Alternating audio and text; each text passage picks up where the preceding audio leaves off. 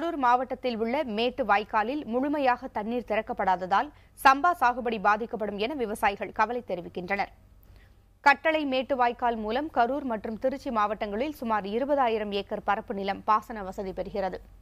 இந்த வாய்க்காலில் 230 கன அடி தண்ணீருக்கு பதிலாக 100 கன அடி தண்ணீர் மட்டுமே தற்போது வந்து கொண்டிருப்பதாக விவசாயிகள் கூறுகின்றனர். இதனால் கரூர் மாவட்டம் நச்சலூருக்கு பிறகு உள்ள பகுதிகளில் பாசனத்திற்காக தண்ணீரை கொண்டு செல்லும் கிளை வாய்க்கால்களில் முழுமையாக தண்ணீர் வந்து சேரவில்லை என தெரிவிக்கின்றனர். இதன் காரணமாக சுமார் 10,000 ஏக்கர் பரப்பளவில் சம்பா சாகுபடி செய்ய முடியாத நிலை ஏற்பட்டிருப்பதாக விவசாயிகள் கவலை தெரிவிக்கின்றனர். நச்சலூர், வணிக்கம்பட்டி, வளையப்பட்டி அங்கெல்லாம் எடுத்துக்கிட்டா அண்ணா வீசியெல்லாம் தண்ணி எடுக்கிறாங்க. மோட்டார் பம்ப் தட்டு வச்சு எங்களுக்கு கடைகளுக்கு தண்ணி வரல. இது விவசாயம் பண்ணலாமா வேண்டாமா?